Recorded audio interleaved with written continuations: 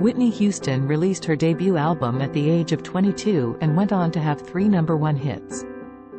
Whitney 1987 spawned 4 additional #1 singles and garnered Houston a Grammy, with subsequent albums including I'm Your Baby Tonight 1990 and My Love Is Your Love 1998, as well as she eventually made a comeback with I Look to You in 2009, and she also co-starred in Sparkle, a musical film.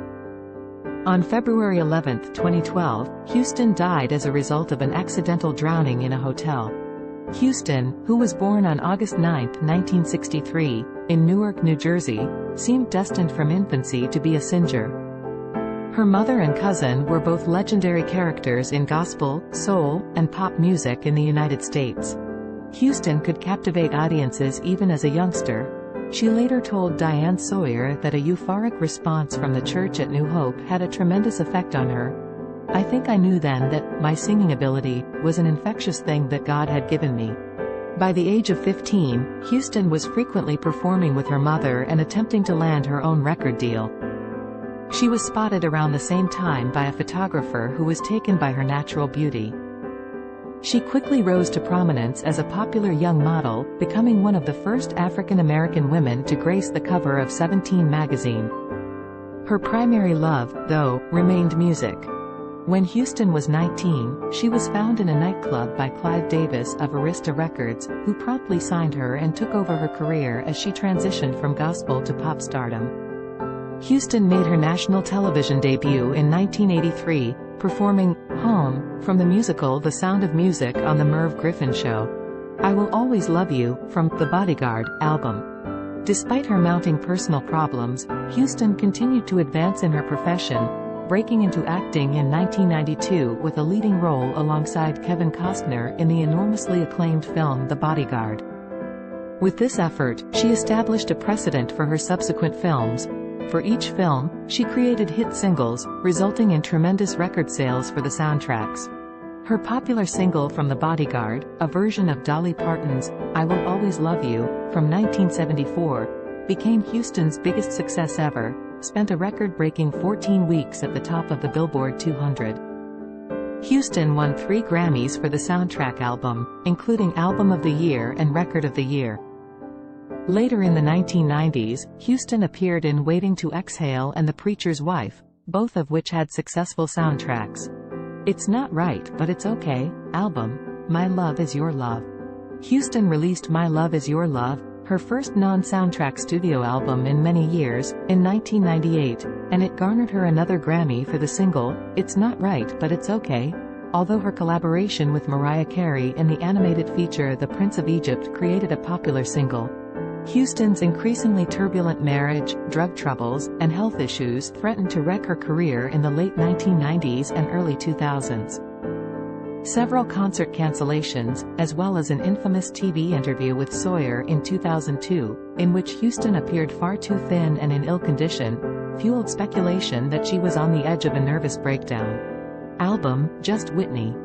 Houston garnered significant airtime when production on the TV reality series Being Bobby Brown began in 2004. The show aired amid the couple's worst years of divorce.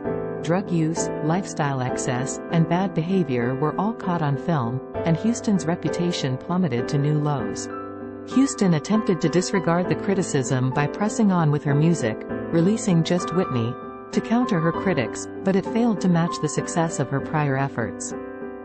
Despite her tumultuous relationship, Houston was nonetheless praised as a vocalist, with Guinness World Records naming her the most awarded female musician of all time in 2006.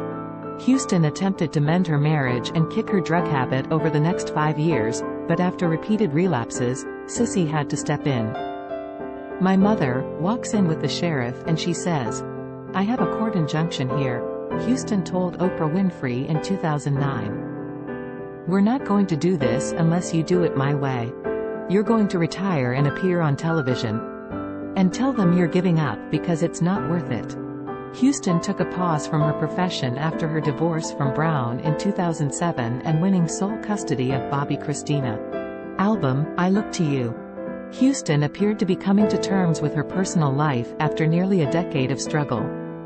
In 2009, she launched a new album, I Look to You. The songs themselves will speak to you, and you'll understand where I am and some of the changes I've gone through for the better," Houston told Entertainment Tonight. The album was well appreciated by music enthusiasts, and it quickly rose to the top of the album rankings. Death. Houston was supposed to be in financial problems in early 2012, but she refuted this. Indeed, Houston appeared to be on the rise. She co-wrote the musical film Sparkle with Jordan Sparks, a remake of the 1976 film about an all-girl musical group akin to the Supremes, and she was reportedly approached to join the singing competition series The X Factor as a judge. Unfortunately, Houston died before the current comeback could be realized. Houston died on February 11, 2012, at the age of 48, in Los Angeles, at the Beverly Hilton Hotel, where Davis was hosting a Grammy party. Houston was seen out in the days leading up to her death, including at a pre-Grammy party. The official cause of her death, according to a report released by the Los Angeles County Coroner's Office on March 22, 2012, was unintentional drowning.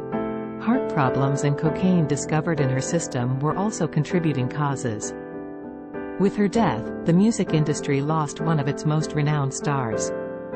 Houston, according to Davis, is in the great tradition of great singers, whether it's Lena Horne or Ella Fitzgerald or Sarah Vaughan or Gladys Knight.